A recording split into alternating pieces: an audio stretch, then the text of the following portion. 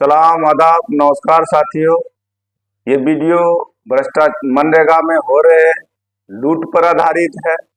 मैं इसलिए कह रहा हूं कि लूट ये नई बात नहीं है। लूट ऑर्गेनाइज तरीके से एक व्यापक स्तर पर लूट हो ही रहा है और आज तक हो रहा है।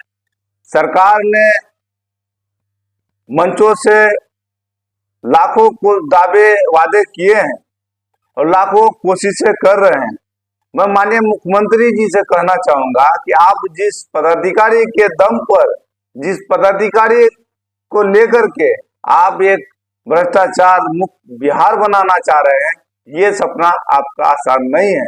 इसलिए आसान नहीं है कि आपका जो पदाधिकारी है वो कंप्लीटली करप्ट है, ये आदमखोर है और इन लोग अपने हवस, अपने पैसे की लालच ने हर कोशिश, हर तरीके आजमा रहे हैं लूटने के लिए। अभी जो मनरेगा एक योजना चल रहा है, कटिहार जिला के आजमनगर प्रखंड के बैरिया पंचायत में स्थित जो एक वार्ड नंबर 1 में सदानंद यादव के घर से द्वथान से रानी घाट तक, ये योजना का जो प्राक्कलन राशि है 4,85,380 रुपया जो प्राक्कलन राशि है, और उसमें सामग्री जो मेटेरियल पेमेंट वो 97,565 रुपया है।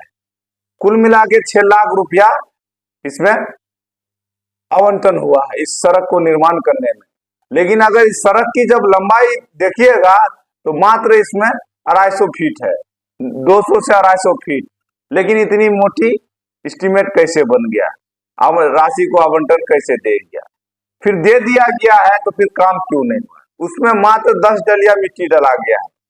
दूसरी बात, उसमें जो मजदूर लगाया गया है वो मजदूर कंप्लीटली फ्रॉड है, फर्जी है। उसमें आप लिस्ट जब देखिएगा, उस दिन का जो सूची देखिएगा, उसमें सारे खातून और देवी है। फिर अगर आप फोटो देखिएगा तो वहां मोहम्मद और आलम और देव कहां से आ गया?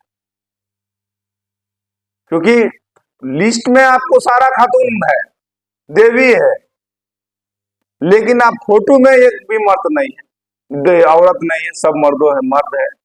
फिर सरकार जो सपना देखे हैं, सरकार ने जिस अचानक सपनों के साथ जो जिन पदाधिकारी को लेकर के जो भ्रष्टाचार मुक्त बिहार बनाने की जो सपने देखे थे, और इसमें जो एक पारदर्शिता लाया था सरकार ने, फर्जी मजदूरों के द्वारा जो भुगतान निकाला जा रहा था, तो सरकार ने उसको पारदर्शिता किया। पारदर्शिता इस अंदाज पर किया, इस तर्ज पर किया कि जो मजदूर काम करेंगे उस मजदूर का फोटो भी अपलोड होगा, लाइव फोटो चाहिए उनको। वो अपना काम जहां कर रहा उस सड़क पर खड़ा होंगे और वो उसका फोटो होगा, तब उसको वैलिड माना जाएगा। तो जब पारदर्शिता लाने के लिए राष्ट्रीय मोबाइल निगरानी प्रणाली लाया, उसके लाने के बावजूद फिर ये लूट क्यों हो रहा है? फिर मजदूर, फर्जी मजदूर क्यों मिल रहा है? फिर जो जिनको लाभ दिलाने के लिए सरकार ने इस प्रणाली को लाया कि राष्ट्रीय मोबाइल निगरानी प्रणाली लाया, तो फिर उसको उस पेशेवर मजदूर को लाभ क्यों नहीं दिया जा रहा? पहले आप इन तस्वीर को देखिए, इन तस्वीर में सिर्फ इन तस्वीर को देखिए कि कितना काम हुआ है, कितना मिट्टी डला है। फिर उस तस्वीर, उस सूची को भी देखिए कि उस सूची में नाम किनका है। फिर उस जो राष्ट्रीय मोबाइल निगरानी प्रणाली के माध्यम से जो अपलोड है, जिसमें अब उस फोटो को भी देखिए कि कौन कौन मजदूर है, उसको आपने तस्वीर को देख लिए। इस तस्वीर में क्या है? लिस्ट में आपको पहले तो सड़कों पे देख लीजिए कितना मिट्टी डाला है, उसके बाद आप ये देख लीजिए कि सूची में जो मजदूर की जो सूची है, उस सूची में नाम कौन किस किस का है, और आप उसमें फोटो देख लीजिए कौन कौन मजदूर है। फिर ये दोनों में अंतर, इतना अंतर क्यों? जेंडर में अंतर कैसे हो गया?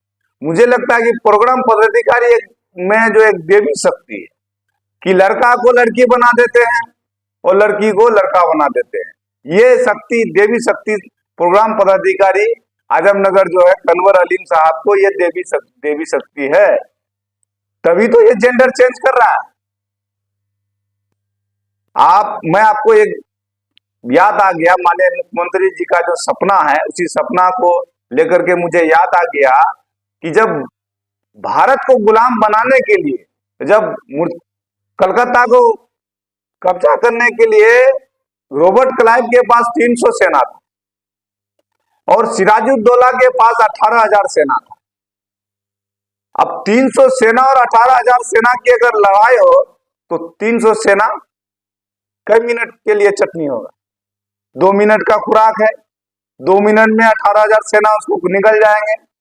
लेकिन रॉबर्ट क्लाइव ने ये दिमाग लगाया कि उस 18,000 सेना में ये पता लगाओ कि उसमें बड़ा करप्ट कौन है, घूसखोर कौन है, कमीशन खोर कौन है।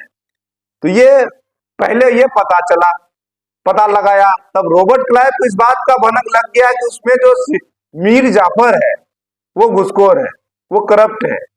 मीर जाफर से मीटिंग अटेंड करो और मीर जाफर से कहो अगर तुम मेरे कहे हुए बात को अगर मान लेते हो तो मैं आपको वहां का नवाब बना दूंगा।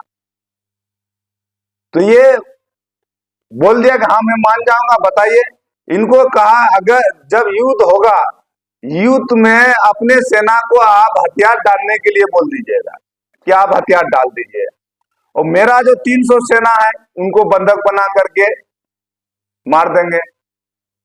और जब फिर सिराजुद्दौला को सत्ता से बेदखल कर देंगे, सिराजुद्दौला को तुमको यहाँ का नवाब बना देंगे। तो इस बात को, इस शर्त को मान लिया मीर जाफर ने।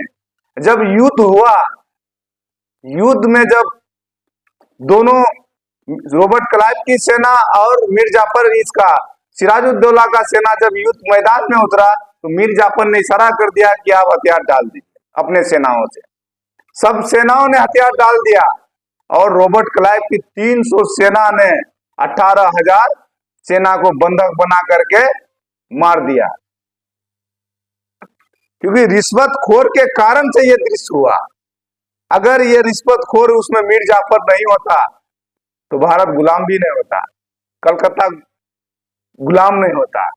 तो मेरा कहना इसलिए है कि जो माननीय मुख्यमंत्री जी ने जो सपना देखा है और जिस पदाधिकारियों को लेकर के, आपका पदाधिकारी का जो चरित्र है, जो रवैये, सिर्फ पैसा कमाना, इनका सिर्फ मनसा है अपना जेब भरना। आपके सपनों के साथ और आपके जो नियम और जो नियमावली के तहत कोई आपका पदाधिकारी काम नहीं कर रहा है। आप खुद देख सकते हैं।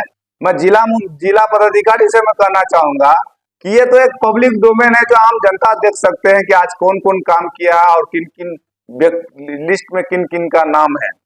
फिर ये जो दोनों में भिन्नता है तो ये नियमावली के विरोध है। फिर ये चमत्कारी कैसे हो गया? मान लिए कि जो आजमनगर प्रोग्राम पदाधिकारी के द्वारा लूट किया जा रहा है, तो फिर ये इससे जो वरीय पदाधिकारी है वो क्या कर रहा है?